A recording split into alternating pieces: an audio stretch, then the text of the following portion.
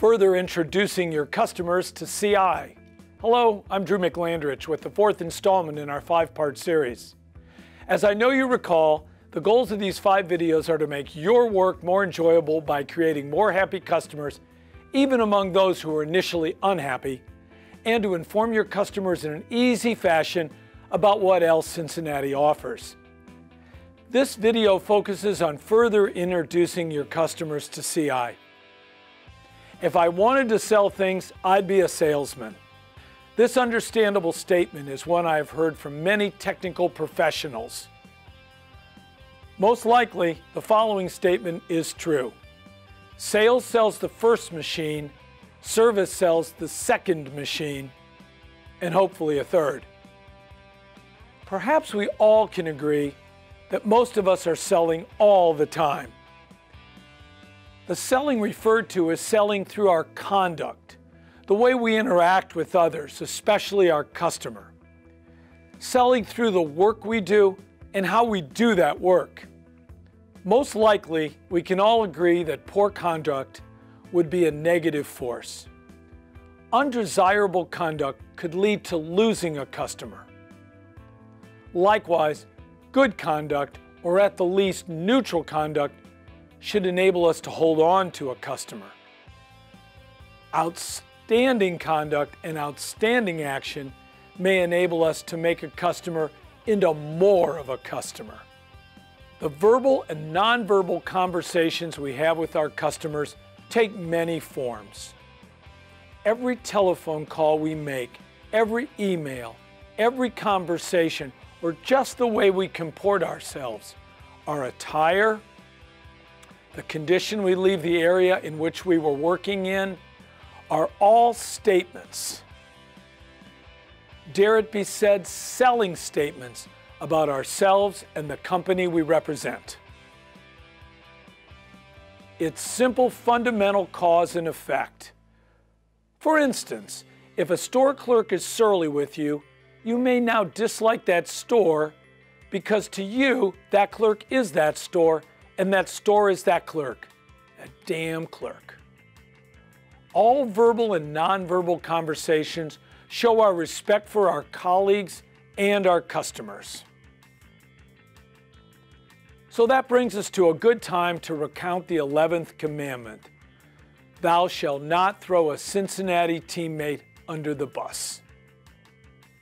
Should a teammate let us down, send the wrong part, give us incorrect information, leave us with a mess to clean up, it does CI no good to demean that teammate to try to make ourselves look better, because it only makes CI look worse, disorganized, and petty.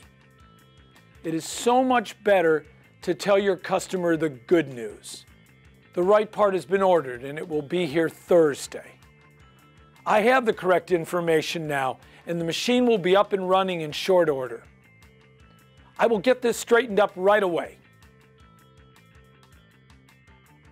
Later, in the quiet councils of Cincinnati, far from your customers' eyes and ears, you can speak with those poor performing teammates.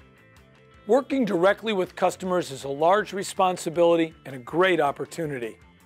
There is no doubt you handle both well. Now back to selling. There are more than enough jokes, anecdotes, and death of a salesman stories to make selling look akin to something one would rather not do. The good news is, all that is just not correct.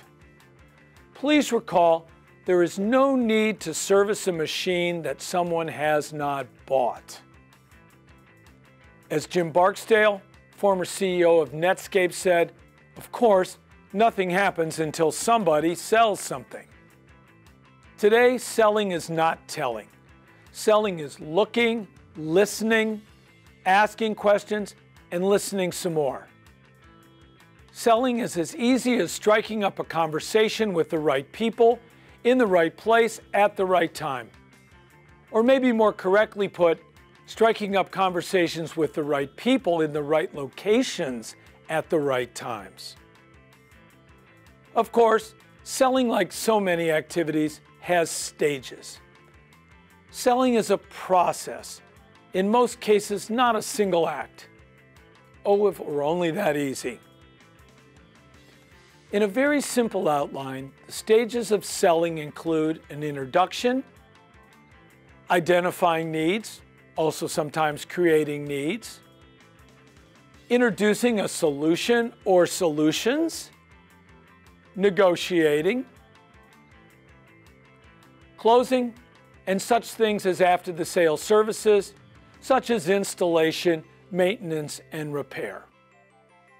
The work of a CI serviceman is best done by addressing the early parts of the sales process, the introduction. As discussed in being an ambassador, to your customer, your presence in his facility and your actions mean you are Cincinnati. Yes, there is a Cincinnati sales professional who calls on the facilities you visit and other Cincinnati colleagues who interact with your customer. But they do not have the face time, the impact, the interactions you have. So you are the introduction, the constant and ongoing introduction to CI. Do note the introduction to CI is ongoing. It never stops. Every time and in every way you interact with your customer, you are continuously introducing and reintroducing CI. So let's get back to identifying needs and sometime creating needs. There are several ways to approach identifying needs. One way is to think about other customers who have the same equipment that is in the facility you are presently visiting. Do some of the other customers have scheduled maintenance plan that the facility you are currently visiting does not have? How has that scheduled maintenance plan served the other customer? All you may need to do, without naming names, is mention that many other companies that have this piece of equipment invest in a scheduled maintenance plan. Go on to say that over the years you have noticed a scheduled maintenance plan creates more uptime. That may be all one needs to say. The idea is to pique your customer's interest. Following your introduction, hopefully your customer will ask you something like, "What's involved in a scheduled maintenance plan?" And off you go. Should your customer's response be crickets, everything is still fine. You have planted a seed. It's a process. Of course, it is best when your customer looks at something like a scheduled maintenance plan as an investment and not as an expenditure. That's simply because the scheduled maintenance plan is an investment. The dollars invested are more than returned with interest as increased performance, less scrap, more uptime, and more productivity. Your customer has to love that. It's a lot like real estate, deciding when to introduce your customer to additional services, because it's all about timing and location. Concerning timing, select an occasion right after you've arrived, almost immediately after your customer requested your presence. Diagnose the issue quickly, had the right part at the ready, and got the machine going in record fast time. This is the perfect occasion to introduce your customer to additional services. While this opportunity may not occur quite so cleanly, it sure beats trying to introduce additional services from CI after you got to your customer through no fault of your own 2 weeks after his machine went down, struggled to find out what was not working, had to order the part which took 2 more weeks to arrive, and then finally got the machine running. Naturally, when the situation is more like the former than the latter, it is the best time to approach your customer with a suggestion. That's part of the timing. Another part of the timing is identifying a time when your customer, your very busy customer, has time to talk and reflect. Please note, the when and the where go together. If you think the situation is a good one and it's time to approach, you may want to ask, do you have a minute or two to talk about something Cincinnati can do for you that I have found really has helped some of the other companies I visit? Getting permission to have the short conversation you envision is much better than jumping in and having your customer say, honestly, or as a defense mechanism, I can't talk right now, see you later. Once you have his permission to talk, use the time he has agreed to wisely. Now, how about the location where you talk? Timing is important and the location is important.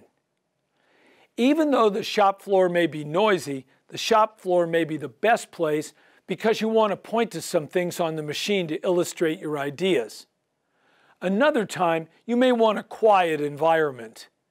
In either instance, you do not want to compete for your customer's time and attention.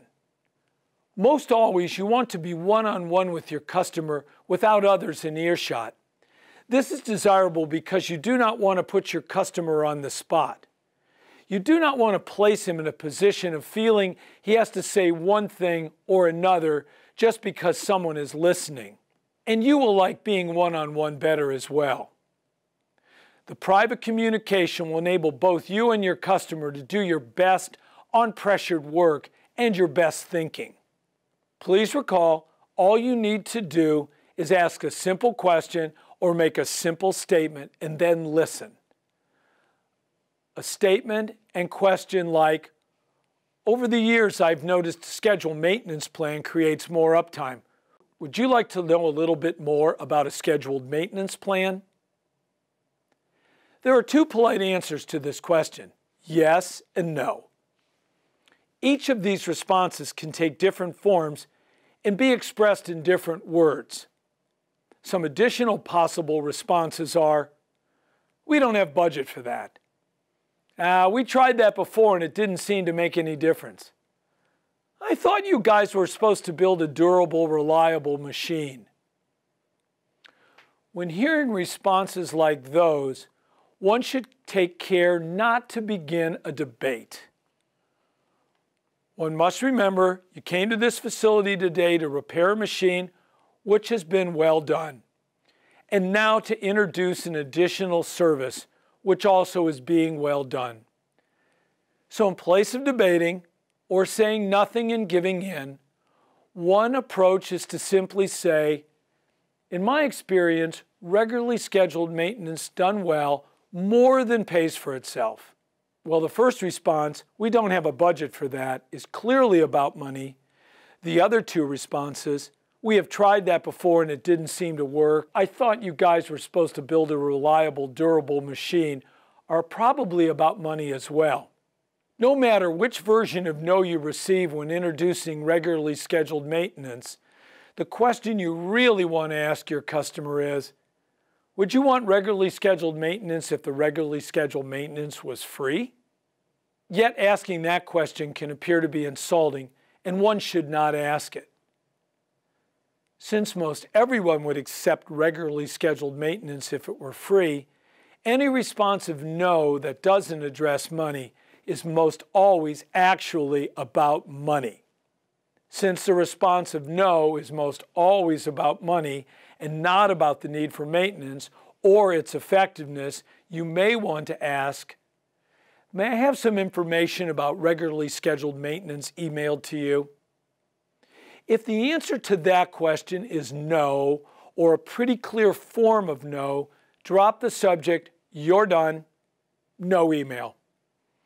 If the answer is, yeah, knock yourself out, or a neutral response, or some form of yes, something other than no, tell your customer you will make certain the information is sent. Then absolutely, positively remember to have the information emailed with an open copy to you, so you will know the information was emailed. Since you are working and living in a very busy world, it may be wise to set an alarm or another reminder on your phone to have the information sent. If you don't see the email in the next few days, be certain to follow up with the colleague who was to have sent the information. When informing your customer about a CI machine that will make your customer's life easier or improve his productivity or reduce his scrap, everything noted earlier applies. Pick the right time and place. Have a piece of literature with you. To introduce the new machine, all one needs to say is, Here is a machine that you may want to know about. I have seen this machine in action. It's a time saver. Here is information. While it is possible your customer will want to know everything about the machine right on the spot, it is much more probable your customer will take the information from you, glance at it, and look at you. When the former happens, tell the customer what you know about the machine. Ask him if he would like a sales engineer to call him about the machine. When the latter happens, thank your customer for speaking with you, and as you and your customer part company, consider saying, "Thank you for working with CI. Is there anything else that I can assist you with today?" With that, it's exit stage left. During all these interactions, one's tone of voice is very important. This vital skill was mentioned earlier using "yes, sir" as an example.